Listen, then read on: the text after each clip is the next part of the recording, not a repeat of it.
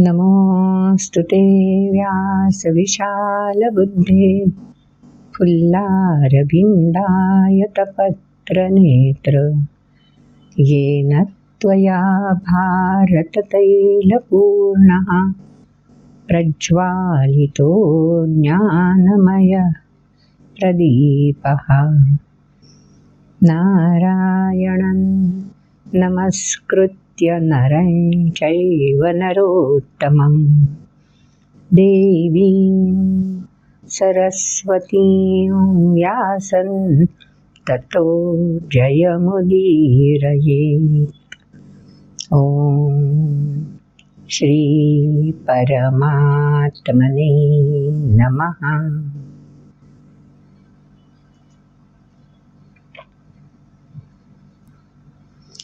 चौथा अध्याय जिसका नाम है ज्ञान कर्म संन्यास योग। तो चौथे अध्याय में ज्ञान के बारे में बताया है, आचरण कर्म के बारे में भी और संन्यास के बारे में भी भगवान बताने जा रहे हैं। तो ज्ञान जो है वो व्यावहारिक रूप से दृग्गोचर नहीं होता। कर्म जो है वो वास्तव रूप से हम प्रत्यक्ष व्यवहार में लाते हैं। तो फिर इन दोनों से जुड़ा हुआ संन्यास का मतलब क्या है, इस सब का विवेचन चौथे अध्याय में भगवान ने किया है। तो शुरुआत में ही भगवान ने पहले ही श्लोक में बता दिया, हमने पिछले वीडियो में सुन लिया कि जो कर्मयोग तीसरे अध्याय में है वो कर्मयोग साक्षात श्री कृष्ण बोलते हैं। मतलब हमें तो पता है कि श्री भगवान बोल रहे हैं, लेकिन अर्जुन अभी समझ रहा है मुझसे जो बात कर रहे हैं वो तो श्री कृष्ण है। तो श्री कृष्ण बताते हैं कि मैंने ये कर्मयोग पहले सूर्य को, विवस्वान सूर्य को बता दिया है। तो अर्जुन को स्वाभाविक रूप से मन में शंका उत्पन्न हुई, अरे श्री कृष्ण तो अपना बंधु है, सखा है, हमारी उम्र तो एक साथ ही है, एक जैसी है, तो ये कैसे हो सकता है कि श्री कृष्ण सूर्य को योग बताएं। तो अर्जुन ने जिज्ञासा प्रकट कर दी। तो पिछले वीडियो में हमने सुना, भगवान ने बोल दिया है कि तुम में और मुझ में फर्क क्या है। तो अब अर्जुन को श्री कृष्ण एहसास दिलाने लगे हैं कि तुम्हारे सामने जो खड़ा है ना, वो दिखता तो श्री कृष्ण है, तुम्हें लगता भी श्री कृष्ण ही है, लेकिन जो बोल रहा है तुमसे, जो संवाद कर रहा है, वो असल में श्री भगवान है। साक्षात परमात्मा स्पंदन रूप से, आजकल जिसको इलेक्ट्रॉनिक वेव्स बोलते हैं ना, जो दिखती तो है नहीं लेकिन उनकी अनुभूति मिलती है, तो वैसे स्पंदन रूप से तुमसे बात कर रहे हैं। इसका एहसास अब भगवान खुद अर्जुन को देने लगते हैं। तो पिछले वीडियो में हमने वो भी सुना, अजोऽपि सन्नव्ययात्मा भूतानामीश्वरोऽपि सन् प्रकृतिं स्वामधिष्ठाय संभवामि आत्ममायया। तय करने वाला मैं होता हूँ। क्या तय कर सकता हूँ? प्रकृतिं स्वाम अधिष्ठाय। हमारी सनातन संस्कृति में शिव शक्ति को अद्वय माना जाता है। जहाँ जहाँ शिव है वहाँ वहाँ शक्ति है ही। तो शिवत्व के साथ शक्ति जुड़ी हुई है। शिवत्व मतलब पावित्र्यपूर्ण सामर्थ्य। और शक्ति का मतलब क्या है? शक्ति वो है जो शिवत्व को प्रकट रूप में सृष्टि में हम तक लाती है। तो दोनों में अंतर है। तो प्रकृतिम स्वाम अधिष्ठाय, तो प्रकृति को अपने अधीन कर लेते हैं। कौन? श्री भगवान परमात्मा। तो ये क्षमता, ये सामर्थ्य सिर्फ और सिर्फ परमात्मा के पास ही है। बाकी सृष्टि में जो भी दृग्गोचर है, जो भी दिखता है चर्म चक्षु को, उसमें इतना सामर्थ्य कहाँ।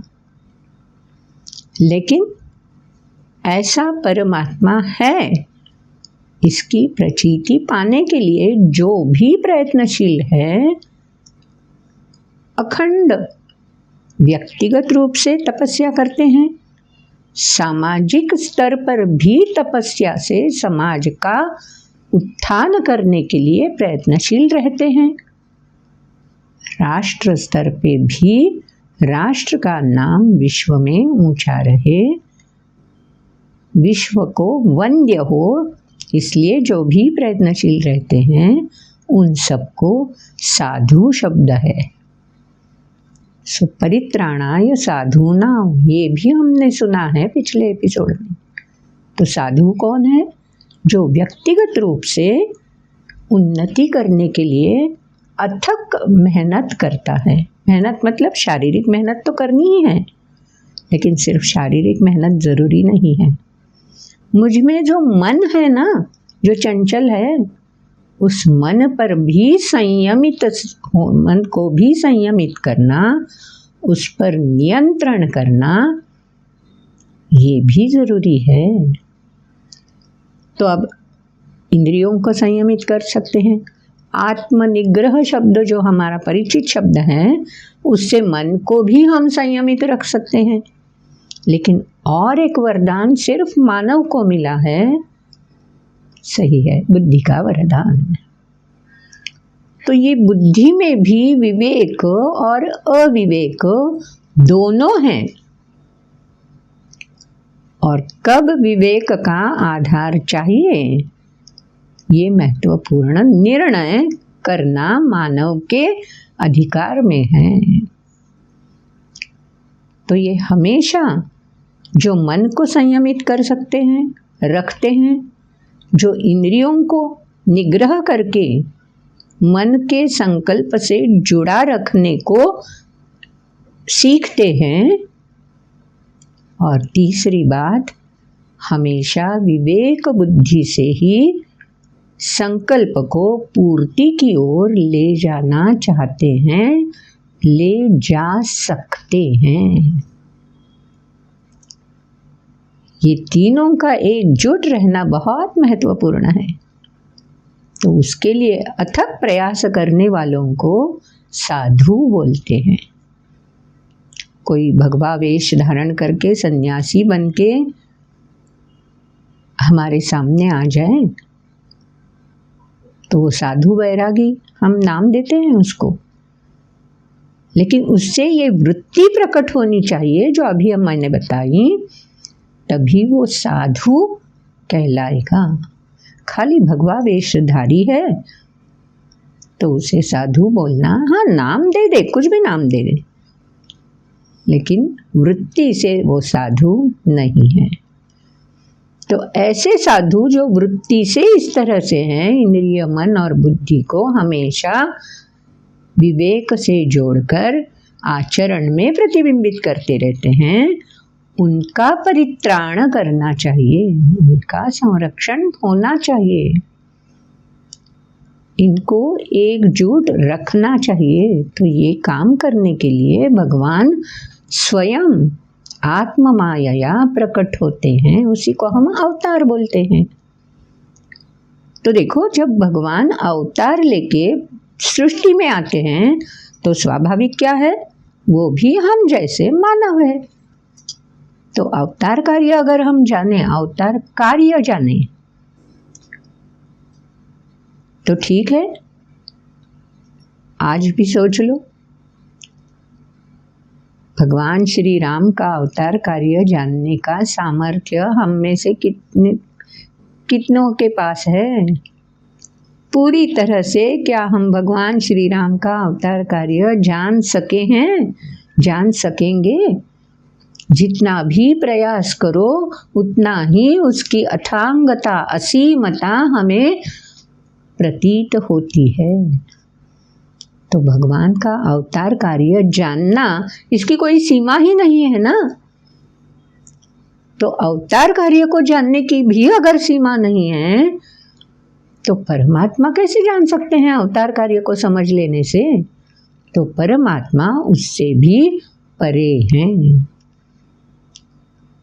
तो जिसका विवरण मैंने अभी किया वो विवरण हमारी एक सहेली है वैशाली जी, उसके मन में ये संदेह उत्पन्न हुआ है, उसके मन में ये प्रश्न उत्पन्न हुए हैं और उसने ये प्रश्न पूछे हैं। उसका विवरण करने के लिए ही मैंने ये सब अभी बता दिया है, जो पिछले वीडियो में आप थोड़ा बहुत देख चुके हैं, लेकिन विस्तार से अभी उनके प्रश्न का विवरण दिया है। तो प्रश्न भी आपने फ्लैश किए हुए देखे ही होंगे। अब चलो आगे भगवान ने इसके बारे में और क्या बताया है। और साधु वर्ग में हमें अगर प्रवेश लेना है तो हमें खुद को कैसे तैयार करना है ये भी जानना ज़रूरी है ना। तो अगले श्लोक सुनेंगे तो इसका पता चल जाएगा। तो चलो पहले सुनते हैं श्लोक। जन्म कर्म च मे दिव्यमेवं यो वेत्ति तत्त्वतः त्यक्त्वा देहं पुनर्जन्म नैति मामेति सोऽर्जुन वीतरागभयक्रोधा मन्मया मामुपाश्रिताः बहवो ज्ञानतपसा पूता मद्भावमागताः ये यथा मां प्रपद्यन्ते तांस्तथैव भजाम्यहम् मम वर्तमानुवर्तन्ते मनुष्याः पार्थ सर्वशः काङ्क्षन्तः कर्मणां सिद्धिं यजन्त इह देवताः क्षिप्रं हि मानुषे लोके सिद्धिर्भवति कर्मजा चातुर्वर्ण्यं मया सृष्टं गुणकर्मविभागशः तस्य कर्तारमपि मां विद्य कर्तारमव्ययम् न मां कर्माणि लिम्पन्ति न मे कर्मफले स्पृहा इति मायोऽभिजानाति कर्मभिर्न स बध्यते। श्लोक तो सुन लिया आपने। पहले श्लोक में ही भगवान ने बोला है जन्म कर्म च मे दिव्यम एवं यो वेत्ति तत्वतः। तत्वतः जानना है। क्या? दिव्यता। कैसी दिव्यता? जन्म में भी और कर्म में भी। किसके जन्म और कर्म में? भगवान के। तो भगवान का जन्म मतलब अवतार। कौन डिसाइड करता है अवतार लेना है? भगवान ही तय करते हैं। तो ये अलगता सामान्य मानव से परे भगवान क्यों है, इसके बारे में अब भगवान खुद ही हमें बताने जा रहे हैं। तो ये जिसकी समझ में आता है भगवान की अलौकिकता, स्वयं निर्णय क्षमता, उसी को तो तत्व ज्ञान बोलते हैं। तो हम में भी है, स्वयं निर्णयता है, अनुशासन है, स्वयं शिस्त भी है, लेकिन अवतार ग्रहण करने की क्षमता हम में नहीं है। लेकिन अवतार ग्रहण करने वाले को जानने की क्षमता मानव को प्राप्त हुई है। तो वो क्षमता सिद्ध करने के लिए क्या करना चाहिए? अगले श्लोक में हमने सुना, वीतराग भय क्रोधा मन्मया मामुपाश्रिताः बहवो ज्ञान तपसा पूता मद्भावम आगताः। आगताः आ जाओगे कहाँ? मद्भावम, मुझे समझ सकोगे। देखो वेवलेंथ जो है, हर जगह वेव्स ही है। सृष्टि में हर जगह वेव्स है। तो हर वेव की लेंथ जो है, मतलब कहाँ तक पहुँच है, वो अलग अलग है। तो वेवलेंथ जानने के लिए मुझे कुछ अभ्यास करना पड़ेगा, प्रयास करना पड़ेगा। तो परमात्मा तक अगर ये वेव्स पहुंचानी है जो मेरे मन में स्पंदित होती है, तो उसके लिए मुझे क्या करना चाहिए? बाह्य सृष्टि से खुद को परे करना चाहिए, दूर हटाना चाहिए। कैसे हटाना चाहिए? वीत, राग, भय, क्रोध। राग मतलब आसक्ति, पहले भी हमने सुना है। ये बाह्य सृष्टि जो है ना, इतना विलोभनीय सुंदर रूप है उसका कि वो हर बार हमें आगोश में लेती रहती है। कौन सा भी ऋतु हो, चाहे वसंत हो या शिशिर भी हो, तो भी हमें सृष्टि मनमोहक ही दिखती है। तो ये सृष्टि का लुभावना रूप हमें बार बार उसी की ओर आकर्षित करता रहता है। इसी को तो आसक्ति बोलते हैं। तो पहले भी तो मतलब उससे दूर रखना चाहिए, उससे हट जाना चाहिए। किससे? ये जो लुभावना सृष्टि का रूप है, उससे हमें दूर किनारा करके रहना है। फिर अगर सृष्टि से ऐसे परे हो जाएं, तो बाकी लोग तो सृष्टि से जुड़े हुए हैं। सृष्टि ही तो मुझे विकसित होने का अवसर देती है। विकसित होने के लिए जो जो चाहिए वो सृष्टि से ही तो मुझे मिलता है। तो मैं अगर सृष्टि से, उसके आकर्षण से, आसक्ति से दूर होना चाहूं भी तो डर लगने लगता है। कहीं ये पंच महाभूत क्रोधायमान तो नहीं होंगे? तो डर सताने लगता है, आशंका सताने लगती है। ये बाकी लोग जो सुचारू जीवन सृष्टि से जुड़कर जी रहे हैं, मैं ये कैसे जी सकूंगा? अनायासी शंका मन में उत्पन्न होने लगती है। तो उसका भी त्याग कर देना चाहिए। वीत, राग, भय। और क्या होता है? हाँ, थोड़ी देर तो संयम से हम इससे निपट भी लेंगे, नहीं आसक्ति के लपेटे में आएंगे, लेकिन ज़्यादा देर तक ऐसे नहीं रह सकते, क्योंकि वो मानव का स्वभाव ही है। तो क्या होता है? अनायासी मन में क्रोध पनपने लगता है। तो भगवान बोल देते हैं, अगर मेरे अवतार कार्य को जानना है तो ये आसक्ति, भय और क्रोध, इन पर पहले तुम्हें विजय प्राप्त करानी है। ये कैसे पॉसिबल होगा? कैसे ये संभव कैसे होगा? इसीलिए तो आगे के श्लोक में भगवान ने बोल दिया है। क्या बोला है? ये यथा मां प्रपद्यन्ते तांस तथैव भजाम्यहम् मम वर्त्मानुवर्तन्ते मनुष्याः पार्थ सर्वशः। जो जिस प्रकार से मुझसे मिलना चाहता है, उत्सुकता, जिज्ञासा प्राप्त करके मेरे पास आना चाहता है, तो जिस कदर वो प्रयत्न करेगा, उसके प्रयास उसी तरह से मैं जान लूँगा और उसे उतना उतना एहसास मैं देता रहूँगा। तो प्रश्न में उन्होंने पूछा था ना कि भगवान के अवतार कार्य को जानना, इसका मतलब ही तत्वज्ञान जानना है क्या? तो पहले अवतार कार्य तो समझ लेना चाहिए, फिर तत्वज्ञान क्या है वो समझ लेंगे। तो अवतार कार्य को जानने के लिए अलग सी कौन सी सोच रखनी पड़ती है, उसके बारे में भगवान ने आगे चलकर बता दिया है। कांक्षन्तः कर्मणां सिद्धिं यजन्त इह देवताः क्षिप्रं हि मानुषे लोके सिद्धिर्भवति कर्मजा। माध्यम कौन सा है? मानव के पास साधन कौन से हैं कि ये अवतार कार्य समझ ले, मुझे जानने के लिए विकसित होता जाए?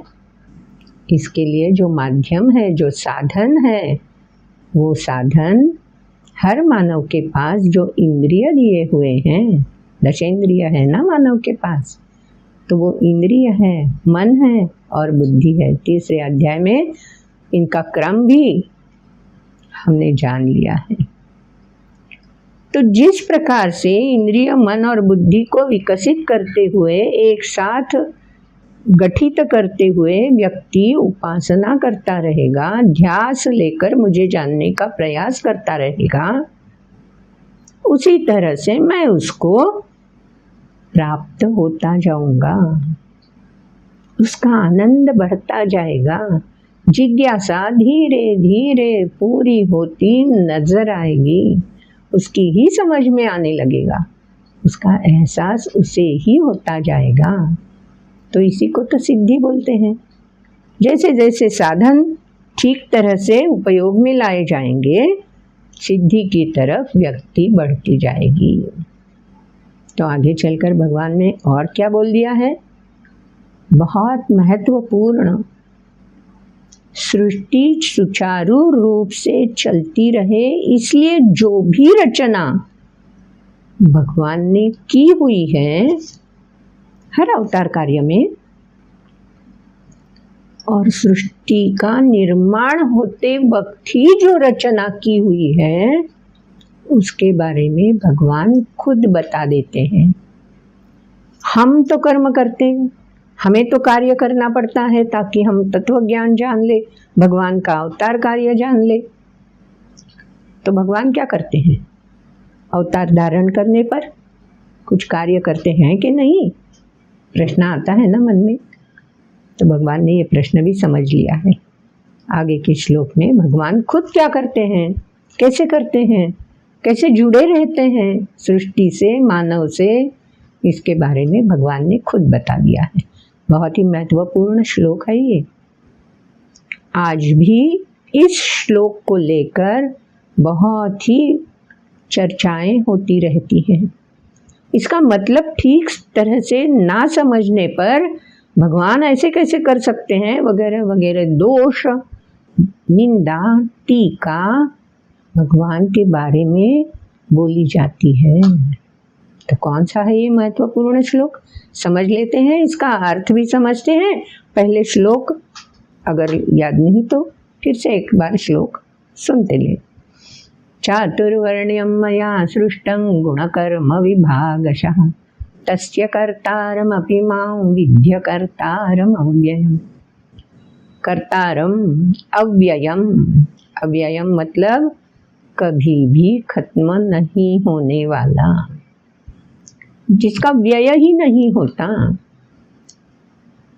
हम अगर कुछ संचित करें, संचय करें तो क्या होता है, कितना भी प्रयास करके उसको वैसा के वैसा ही रखना चाहे भी तो भी धीरे धीरे अपने आप उसका व्यय होने लगता है। लेकिन भगवान जब अवतार धारण करते हैं तो जब वो चाहे तभी वो अवतार समाप्त करते हैं। तब तक उनके पास जो एनर्जी है, उनके पास जो ऊर्जा है, सामर्थ्य है, वो वैसा का वैसा ही रहता है। सामान्य मानव और भगवान में यही फर्क है, यही तत्व ज्ञान हमें जानना चाहिए। जैसे जैसे हम हमारे पास जो ऊर्जा है उसका उपयोग करते हैं तो धीरे धीरे ऊर्जा अक्षय हो जाता है ना, फिर से हमें ऊर्जा बटोरनी पड़ती है। लेकिन भगवान को ऐसी जरूरत नहीं होती। तो मानव में और ये भगवान में अंतर तो समझ में आ गया। अब भगवान ने मानव के लिए क्या किया है, पहले लाइन में बता दिया है। चातुर्वर्ण्यम मया सृष्टम, सृष्टम मतलब उत्पन्न किए हुए हैं, रचना की हुई है। क्यों की हुई है, सुचारू चलन सृष्टि का हो इसलिए रचना की हुई है। कौन सी रचना की हुई है, चातुर्वर्ण्य की। ये चातुर्वर्ण्य कहाँ प्रतीत होते हैं, देखो भाई, अगर वनस्पति का भी अभ्यास कर ले तो क्या होता है, पहले तो बीज होता है, फिर धीरे धीरे बीज को अगर पूरा अन्न मिल जाए, प्रकाश मिल जाए, पानी मिल जाए, आधार मिल जाए, तो बीज से कोपले उगाती है, फिर पौधा दिखने लगता है ना। तो पौधा और बीज, उसी बीज से पौधा बना है, तो पौधा बनने पर क्या बीज वैसा का वैसा ही रहता है? तो पौधे के गुण अलग होते हैं, बीज का सामर्थ्य, बीज के गुण अलग होते हैं। तो पौधा धीरे धीरे विकसित होता है तो वृक्ष नजर आने लगता है, फूल विकसित होने लगते हैं, फल लगने लगते हैं। तो जो पौधा था वो अब पौधा नहीं कहलाता, वो अब वृक्ष कहलाता है। लेकिन बीज, पौधा, वृक्ष क्या एक दूसरे से हटकर है? उसी बीज से विकसित होकर पौधा, उसी पौधे का विकसित रूप है वृक्ष। तो फल में जो बीज होंगे वो बीज, और जो बोया था वो बीज, वो समान ही होंगे ना।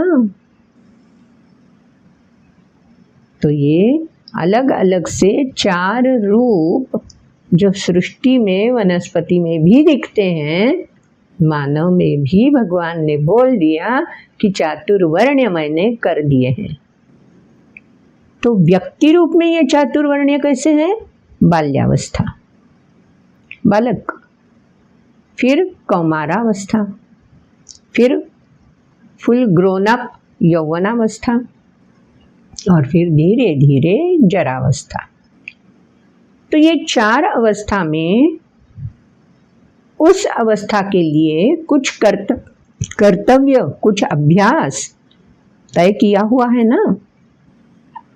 बालक का कर्तव्य क्या होता है? ज्यादातर जान लेना, उत्सुकता से समझने की कोशिश करते रहना, अभ्यास करना, विद्यार्थी बन के ग्रहण करते रहना जो भी इंद्रियों के सामने आ जाए। तो बालक विद्यार्थी रहता है। फिर यौवनावस्था, कौमारावस्था में क्या होता है? धीरे धीरे सोच बढ़ने लगती है, कक्षाएं विस्तारित होने लगती है। तो खाली विद्यार्थी नहीं रहता, अब वो विद्या देने के लिए भी धीरे धीरे खुद को तैयार करने लगता है। अपनी ऊर्जा का भरपूर एहसास उसे होने लगता है। तो व्यक्तिगत रूप से देखो, चातुर्वर्ण्य है, चातुर मतलब 4, वर्ण मतलब अवस्थाएं। पहली अवस्था तो बाल्यावस्था हो गई, अब कौमारावस्था, फिर यौवनावस्था आ गई। तो यौवनावस्था में इस तरह से विकसित होते रहना, ये मानव का अनायास होने वाला विकास है। तो यौवनावस्था में कर्तव्य अलग है, फिर जरावस्था में परिपक्वता आती है, अनुभव संपन्न हो जाती है व्यक्ति, तो अलग कर्तव्य रहते हैं, दायित्व अलग रहते हैं। तो व्यक्ति के सुचारू चलन होने पर इस तरह से कर्म अलग अलग रूप में प्रदर्शित होता रहता है। तो गुण कर्म विभागशः बोल के रखा है। ये गुण कौन से हैं? जो गुण हम व्यक्ति में देखते हैं, क्या ये गुण है? नहीं। तीसरे अध्याय में जो गुण बता दिए हैं ना, रजोगुण, एक तो आपको मालूम हो गया है, फिर दूसरा है तमोगुण, और तीसरा है सत्वगुण। तो ये स्थायी रूप से प्रकृति के साथ हमें वरदान स्वरूप मिल गए हैं। तो व्यक्ति जब विकसित होती है तो ये 3 गुणों का प्रभाव उसके कर्म से प्रतीत होने लगता है। तो अलग अलग अवस्था में ये जो अलग अलग अवस्था है व्यक्ति की, उसको ही वर्ण बोला जाता है। हमारी संस्कृति में 4 आश्रम भी बताए गए हैं, ब्रह्मचर्य आश्रम, फिर गृहस्थाश्रम, फिर वानप्रस्थाश्रम और आगे चलकर संन्यास आश्रम। तो ब्रह्मचर्य आश्रम में क्या करना है, आगे के अध्यायों में सविस्तर रूप से भगवान ने वो सब बता दिया है। लेकिन ये 4 अवस्थाएं हमारे जीवन में आती हैं और उसी हिसाब से हमारा कर्तव्य भी अनायासी होता रहता है। तो जिस व्यक्ति को तमोभाव में ही प्राबल्य दिखता है, तो वो व्यक्ति अपने कर्म से तमोगुण ही प्रकाशित करती रहती है। मतलब अज्ञान ही ठीक है, अच्छा है ना, नहीं मालूम तो नहीं मालूम, क्या करना है मालूम करके, ऐसा प्रभाव जब व्यक्ति पर स्थिर रूप से रहता है तो वह व्यक्ति तमोगुणी कहते हैं। तो तमोगुणी व्यक्ति का कर्म भी उसी गुण का प्रकाशित होना तय है। रजोगुण जो है वो मुझे और चाहिए और चाहिए, ये भी जानना है, वो भी जानना है, वो भी समझना है, चलो और करना है और करना है, कभी थकता ही नहीं है। लेकिन करना है करना है करना है कि लालच इतनी बढ़ जाती है कि वो व्यक्ति लोभी बन जाती है। सत्वगुणी जो व्यक्ति है वो ज्ञान के पीछे पड़ी हुई होती है। ज्ञान संपन्न हो जाए, सृष्टि के रहस्य जानने के लिए मुझे खुद को तैयार करना है, इसलिए मुझे निरीक्षण करना है, परीक्षण करना है, अनुभव संपन्न होते रहना है। ये सत्व गुण वाली व्यक्ति को अनायास ही महसूस होने लगता है, तो उसके कर्म भी उसी प्रकार के होते हैं। तो जो व्यक्ति सेवा भाव से जो नसीब मिला है, जो प्राप्त हुआ है, बस उसी में आनंद लेती रहती है, वो बेसिक लेवल पे है ना। ज़्यादा मेहनत नहीं, मुझे नहीं करनी है, बस बस ये है ना, बस बस बस हो गया, बस मुझे विकसित होना ही नहीं है, ऐसा जो व्यक्ति बोलती रहती है, वैसा ही बर्ताव करती रहती है, स्वाभाविक है उसको एक लेबल तो देना चाहिए। तो उसको लेबल दे दिया है शूद्र। लेकिन ऐसी व्यक्ति आवश्यक भी है। जो है उसमें आनंद लेना, ये भी एक स्वभाव है। उसी की प्रगति भी हो सकती है अगर वो किसी और वर्ण के सानिध्य में आ जाए।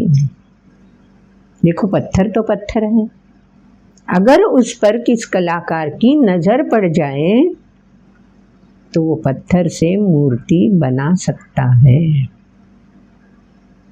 तो पत्थर भी ज़रूरी है, ऐसा नहीं क्या करना है, ये पत्थर तो है उठा के फेंक दो, नहीं, पत्थर भी महत्वपूर्ण होता है। बीज भी महत्वपूर्ण होता है, क्योंकि बीज वे में ही तो वृक्ष छुपा हुआ होता है। तो ये क्या है, समझ में नहीं आया तो बीज उठा के फेंक देते हैं। अरे उसी में तो विकसित वृक्ष होने की संभावना है। तो ये चातुर्वर्ण कौन से हैं? समाज में सुचारू चलन होता रहे, हर व्यक्ति को विकसित होने का, अगले पायदान पर जाने का स्वातंत्र्य है, इसीलिए ये 4 पायदान में रखी हुई है। पहले हर व्यक्ति अज्ञानजन्य होती है बालक की तरह, फिर उससे प्रगत होकर वो वैश्य बन जाती है। मुझे जो भी कुछ देगा उसी को मैं भी कुछ तो वापस दे दूंगा। ये लेन देन का व्यवहार करने के लिए व्यक्ति खुद को विकसित करने लगती है। तो पहला शूद्र वर्ण हो गया, अज्ञान भरा।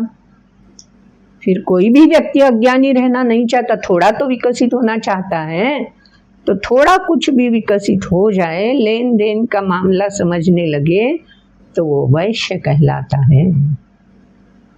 गौ माता जो मुझे दूध देती है उसका रक्षण तो मुझे ही करना है, उसका पालन मुझे ही करना है। जो भूमाता मेरे लिए तो अनाज उगाती ही है, लेकिन अन्य लोगों के लिए भी ये भूमाता अनाज उपजाती है। ये समझ में आने लगता है तो खाली मैं मेरे लिए ही नहीं करता ना, खेती ऐसे करता हूँ कि बाकी के लोगों को भी अनाज मिलता रहे, लेन देन। तो इस प्रकार से दूसरा वर्ण हो गया जो इस लेन देन के व्यवहार से जुड़ा हुआ होता है। तो एक पादान ऊपर चढ़ गया। अब क्या होता है? केवल पालन करना, केवल लेन देन का व्यवहार करना काफ़ी नहीं होता है। जो प्राप्त हुआ है उसका रक्षण भी करना है, और जो नहीं प्राप्त हो रहा है उसको भी ठीक तरह से संस्कारित करके प्राप्त करा देना है। ऐसी सोच जब बढ़ने लगती है तो अगली पायदान व्यक्ति चढ़ जाती है। हर व्यक्ति ये चारों वर्णों में शामिल होती है, हर व्यक्ति।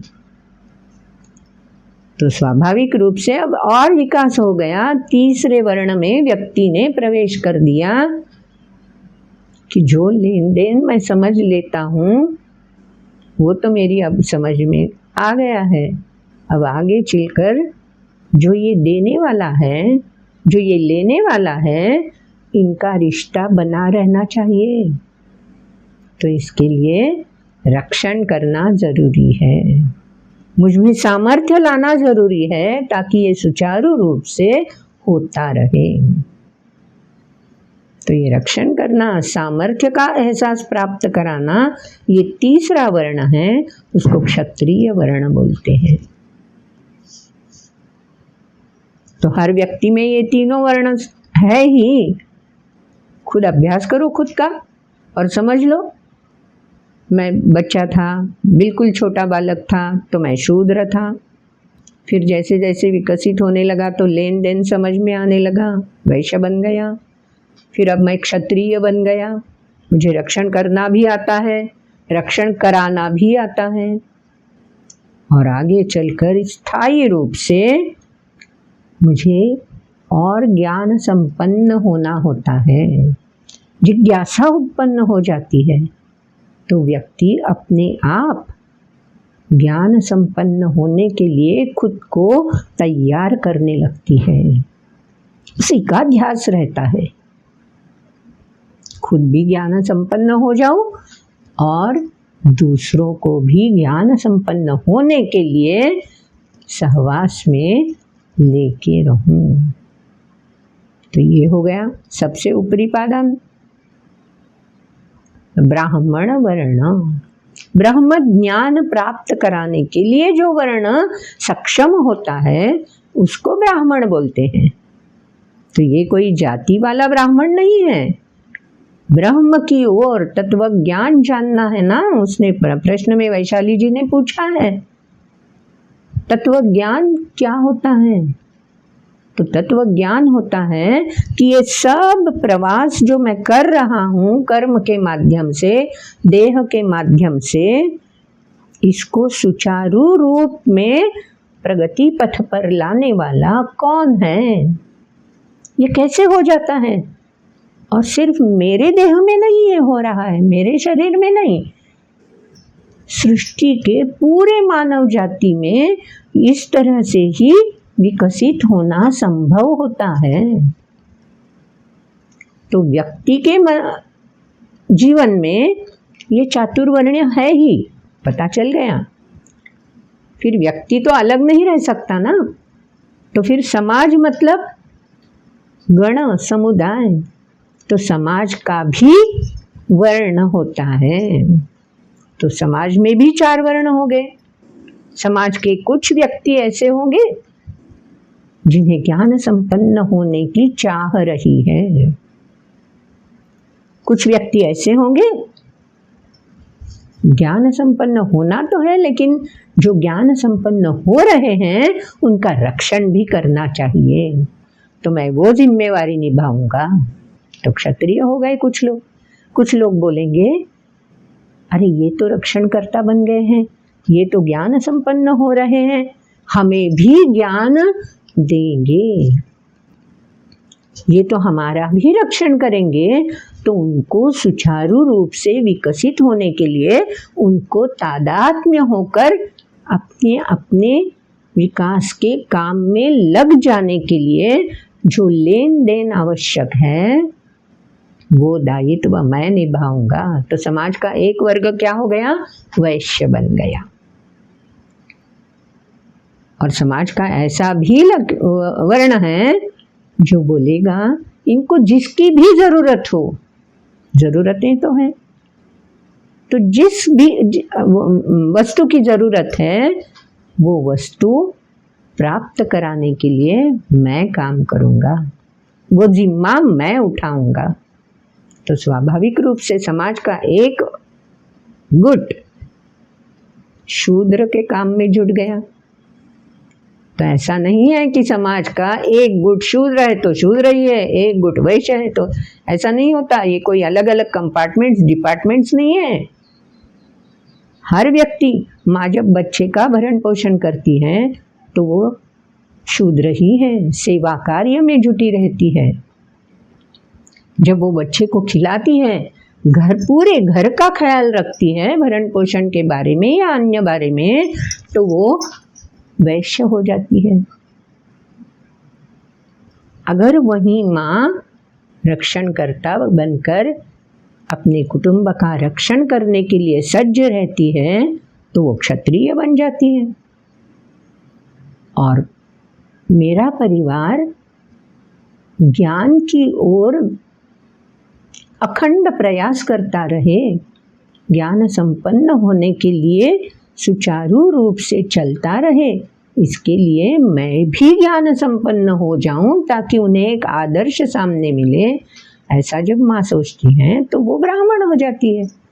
तो हर कुटुंब में ये 4 वर्ण हैं, समाज में 4 वर्ण हैं, राष्ट्र स्तर पे भी 4 वर्ण हैं और वैश्विक स्तर पे भी ये 4 वर्ण है। और एक वर्ण का व्यक्ति दूसरे वर्ण में अनायास प्रवेश कर सकता है।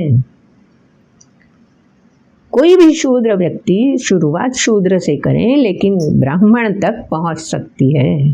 ज्ञान संपन्न कितने सारे उदाहरण हैं हमारी संस्कृति में। अगर अभ्यास करें, महाभारत पढ़े, संतों का चरित्र पढ़े, तो ये 4 वर्णों का मेल कैसा होता रहता है जीवन में, ये आपकी अच्छी तरह से समझ में आ जाएगा। तो ये चातुर्वर्ण्य जो है ये कोई अलग अलग कंपार्टमेंट्स नहीं हैं, ये कोई जाति नहीं है, ये कोई पंथ नहीं है। हर व्यक्ति के जीवन में, हर समाज के जीवन में, राष्ट्र के जीवन में, विश्व के जीवन में, मानव के लिए ये चातुर्वर्ण्य की रचना गुण कर्म विभागशः भगवान ने ही की हुई है ताकि सृष्टि का सुचारू चलन होता रहे। सृष्टि की भी सेवा करनी है ना, तो हर व्यक्ति को शूद्र होकर सृष्टि की सेवा करनी है ना। पानी अगर निर्मल रखना है तो सेवा तो करनी ही है। तो इसी तरह से भगवान ने ये शाश्वत तत्व बोल दिया है। ये है तत्व ज्ञान जो शाश्वत है, स्थायी है, लेकिन मेरे जीवन से जुड़ा हुआ है। और ये तत्व ज्ञान जानने के लिए मेरे पास जो सामर्थ्य है वो भी समझ लेना चाहिए, उसका भी अनुशीलन करना चाहिए, एहसास प्राप्त कराना चाहिए। तो इसको बोलते हैं आत्मज्ञान। हमारे जो उपनिषद है, ये उपनिषद हमें तत्वज्ञान से आगे चलकर विकसित होने को बोलते हैं। तत्वज्ञान तो सृष्टि में दिखाई देगा, लेकिन आत्मज्ञान जो है वो हरेक के लिए ये उपनिषद बताते हैं कि कैसा प्रवास करना चाहिए, आत्मज्ञान कैसे प्राप्त करा लेना चाहिए। तो आगे के श्लोक में भगवान ने बोल दिया, देखो भाई, ये सब मानव जाति का ही कर्तव्य है कि इस तरह से चारों वर्णों का परिचय करा ले, सुचारू रूप से सृष्टि का चलन होता रहे, इसलिए दायित्व निभाते रहें। न मां कर्माणि लिम्पन्ति न मे कर्म फले स्पृहा इति माय्यो विजानाति कर्म भी न सबध्यते। इस तरह से अगर हम संकुचित रूप से अविकसित रहना ही चाहें तो हमें पता कैसे चलेगा? बंधन में ही अटक जाएंगे ना हम। तो इस तरह से भगवान का जन्म कर्म अलौकिक है, ये जानना चाहिए, क्योंकि हर अवतार कार्य में खुद भगवान तत्व ज्ञान भी प्रस्थापित करते हैं। ये चारों वर्णों का एहसास खुद के जीवन से दिलाते रहते हैं और मानव को किस प्रकार से प्रयत्न पूर्वक आगे चलना है ये भी बताते रहते हैं।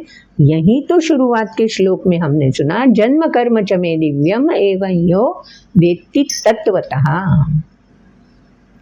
भगवान जब मानव बनकर आते हैं तो तत्वतः ये पूरा विकास नहीं समझ पाते हैं हम। इसीलिए भगवान ने इन श्लोकों में ये विकास कैसे होता है, इसका मूल रूप तत्व, इसके बारे में बता दिया है। तो चलो, तत्व ज्ञान आत्मज्ञान शब्द तो गहरे हैं, समझने में मुश्किल आती ही है। नहीं बाबा, ये तत्व ज्ञान हमारी समझ से परे हैं, नहीं चाहिए, तुम्हें पढ़ना है तो तुम ही पढ़ो, ऐसा बोलते हैं ना हम। लेकिन कितनी आसानी से भगवान ने बोल दिया। हर व्यक्ति तत्व ज्ञान से जुड़ा हुआ ही है, क्योंकि सृष्टि में ही तत्व ज्ञान इधर उधर जहाँ भी देखो तत्व ज्ञान मिलता ही रहता है। हमें सिर्फ क्या करना चाहिए? आत्मज्ञान। उसका एहसास तो ऐसे बाहर नहीं मिलने वाला। तो बहिर्मुख होने के बजाय वीतराग भय क्रोध होकर अंतर्मुख प्रवास शुरू कर देना चाहिए, ताकि कर्म का बंधन न रहे और दिव्य रूप परमात्मा के जो अवतार कार्य में कर्म के माध्यम से दिखते हैं उनका एहसास प्राप्त कर सके। तो चलो चिंतन मनन शुरू कर देते हैं। आज का वीडियो यहीं संपन्न करते हैं।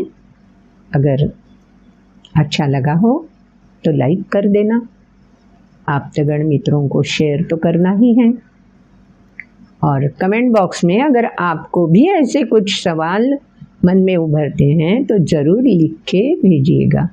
कुछ अभिप्राय आपको लिखना है तो वो भी लिख के भेजिएगा। हाँ, अगर आज तक चैनल सब्सक्राइब नहीं किया है तो सब्सक्राइब ज़रूर करना और नोटिफिकेशन पे क्लिक कर देना, ताकि जब वीडियो आएगा तो आपको अपने आप पता चल जाएगा। तो मिलते हैं अगले वीडियो में। नमस्कार।